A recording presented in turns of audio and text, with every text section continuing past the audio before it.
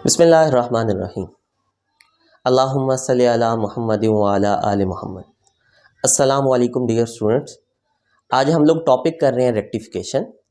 Rectification basically क्या होती है? Conversion of alternating current to direct current. सबसे पहले स्टूडेंट हम ये जानेंगे कि अल्टरनेटिंग करंट क्या होता है और डायरेक्ट करंट क्या होता है। फॉर एग्जांपल यही हम सर्किट कंसीडर कर लेते हैं। इसके अंदर ये एक डायोड लगा है, इसको फॉर एन इंस्टेंट जो है वो आप रिमूव कर लें।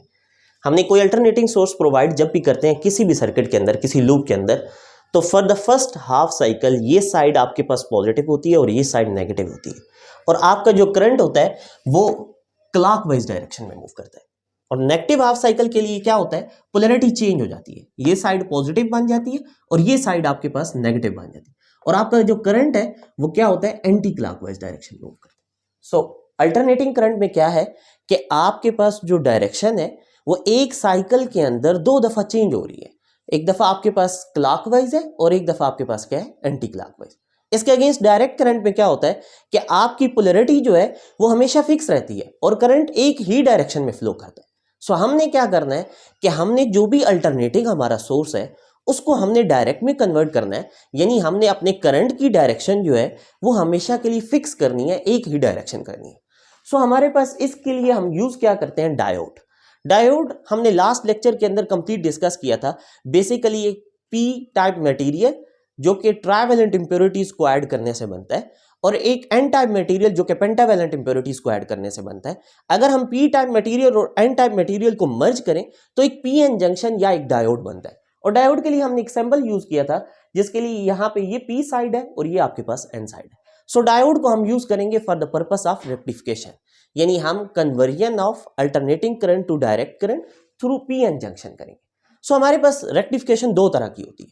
एक आपके पास होती है हाफ वेव रेक्टिफिकेशन और एक होती है फुल वेव रेक्टिफिकेशन। स्टूडेंट सबसे पहले हम लोग कर रहे हैं half wave rectification. What is half wave rectification? इसमें क्या होता है, आप सिंगल एक डायोड यूज करते हैं और आपके पास कोई भी अल्टरनेटिंग सोर्स आपने लगाया, यहां पे आपके पास कोई आउटपुट जो भी आपने लगानी है, जो भी आपकी रेजिस्टेंस है।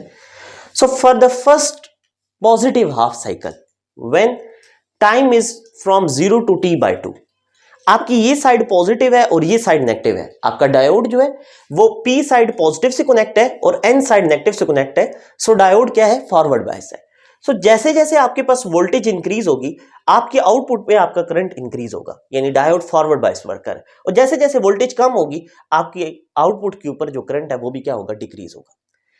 But for the negative half cycle आपका अल्टरनेटिंग सोर्स अपनी पोलैरिटी को चेंज करेगा, यानी ये साइड पॉजिटिव बन जाएगी और ये साइड नेगेटिव। अब आपके डायोड की पी साइड जो है वो नेगेटिव से कनेक्ट है और एन साइड जो है वो किससे कनेक्ट है? पॉजिटिव के साथ। यानी when time is t/2 to t, then आपका डायोड क्या है? रिवर्स बायस्ड है। रिवर्स बायस का मतलब यह है कि ये कनेक्ट नहीं करेगा, यानी आपका करंट फ्लो नहीं करेगा। और मैंने इसको एक स्ट्रेट लाइन से शो किया है, यानी आपके पास करंट जीरो है। अगर आप देखें आपका जो इनपुट वोल्टेज थी अल्टरनेटिंग वोल्टेज, वो आपके पास यूं थी, ये आपके पास पॉजिटिव हाफ साइकिल था और ये आपके पास नेगेटिव हाफ साइकिल है। बट आउटपुट के ऊपर आपको सिर्फ और सिर्फ इस रेजिस्टेंस के अक्रॉस सिर्फ और सिर्फ आपका पॉजिटिव हाफ साइकिल मिलेगा। For the negative half cycle आपका ये जो सर्किट है ये ऑफ रहेगा। इस डेफिशिएंसी को कम करने के लिए हम क्या यूज करते हैं? Full wave rectification. No doubt half wave rectification के अंदर आपका जो सिग्नल है वो रेक्टिफाइड हो चुका है, यानी वो सिंगल डायरेक्शन बन चुका है, वो आपके पास अल्टरनेटिंग से डायरेक्ट में जा चुका है। आपके पास सिर्फ एक ही डायरेक्शन है विच इज क्लॉकवाइज डायरेक्शन, जिसमें करंट फ्लो कर रहा है। बट यहां पे सर्किट ऑफ हो रहा है। अब इस डेफिशिएंसी को खत्म करने के लिए हम यूज करेंगे फुल वेव रेक्टिफिकेशन। और फुल वेव रेक्टिफिकेशन में क्या होगा कि हमारे पास जो करंट है वो एक ही डायरेक्शन में फ्लो करेगा और आपका सर्किट कहीं पे ऑफ नहीं होगा, यानी हम इस नेगेटिव साइकिल को भी क्या कर लेंगे? यूटिलाइज कर लेंगे।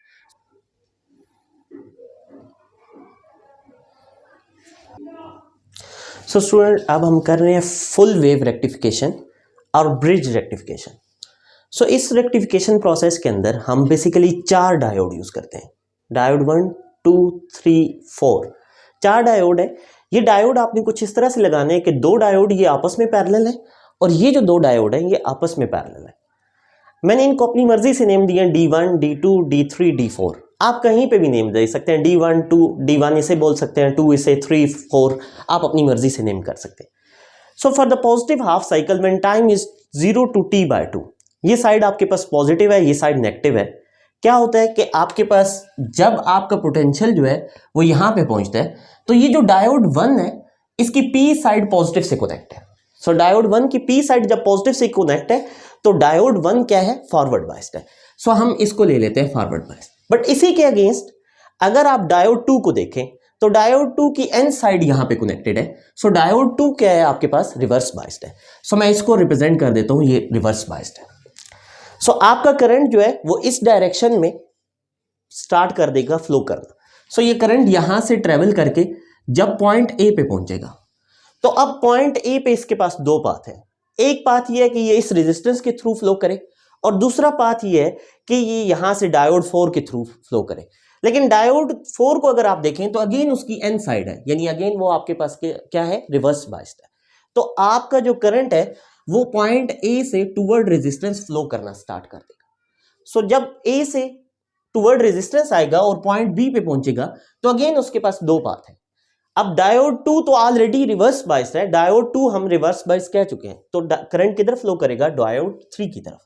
तो जब यहां पे पहुंचेगा तो डायोड 4 तो ऑलरेडी रिवर्स बायस है। सो करंट इस पाथ को यूं फॉलो करते हुए आपका लूप कंप्लीट कर देगा। For the negative half cycle क्या होगा कि आपके पास when time t equals t/2 to t, then ये साइड आपके पास पॉजिटिव है और ये साइड नेगेटिव है। आपका करंट यहां से फ्लो करना स्टार्ट करेगा, इस पॉइंट पे पहुंचेगा तो डायोड 3 जो है वो उसके लिए क्या होगा, रिवर्स बायस, क्योंकि इसकी एन साइड है। और डायोड 4 जो है वो उसके लिए क्या होगा, फॉरवर्ड बायस होगा। सो करंट जो है वो आपके पास किस डायरेक्शन में ट्रेवल करेगा, डायोड 4 की डायरेक्शन में। और पॉइंट ए पे पहुंचने के बाद अगेन डायोड 1 की एन साइड है। सो डायोड 1 जो है वो आपके पास क्या है, रिवर्स बायस है। इसका मतलब है कि डायोड 3 और डायोड 1 जो है वो इस लूप के अंदर आपके पास नेगेटिव लूप के लिए ये दोनों क्या है, रिवर्स बायस है। सो करंट ए के बाद रेजिस्टेंस में ट्रेवल करना स्टार्ट करेगा और यूं डायोड 2 को फॉलो करते हुए ये डायोड 2 जो है वो उसके लिए अगेन फॉरवर्ड बायस है, इस लूप को कंप्लीट कर लेगा। सो अगर आप देखें तो फर्स्ट पॉजिटिव हाफ साइकिल के अंदर डायोड 2 और 4 रिवर्स बायस, डायोड 1 और 3 फॉरवर्ड बायस, और इसके अंदर क्या है, डायोड 1 और 3 रिवर्स बायस, डायोड 2 और 4 क्या है आपके पास, फॉरवर्ड बायस है। लेकिन करंट जो है वो साइड ए से इंटर हो रहा है और साइड बी से लीव कर रहा है रेजिस्टेंस के लिए। सो जब भी हम आउटपुट बनाएंगे, यानी ये अगर हमारा इनपुट सिग्नल है तो आउटपुट जब भी हम बनाएंगे तो उसकी डायरेक्शन जो है वो आपके पास हमेशा सेम रहेगी ए से बी की तरफ। सो जस्ट उसके अंदर वेरिएशन है जो कि हमारे इनपुट सिग्नल अल्टरनेटिव सोर्स के अंदर है। सो वो आपके पास पॉजिटिव हाफ साइकिल के लिए भी वही डायरेक्शन है, नेगेटिव हाफ साइकिल के लिए भी थ्रू रेजिस्टेंस उसकी सेम डायरेक्शन है। सो इस तरह से आपकी जो अल्टरनेटिंग वेव है वो कंप्लीटली रेक्टिफाइड हो जाती है, यानी कंप्लीटली एक सिंगल डायरेक्शन बन जाती है। हाँ, इसके अंदर वेरिएशंस मौजूद हैं, यानी इसके अंदर अभी स्टिल वोल्टेज वेरी कर रही है 0 से पीक वैल्यू तक, देन आपके पास पीक से 0 तक,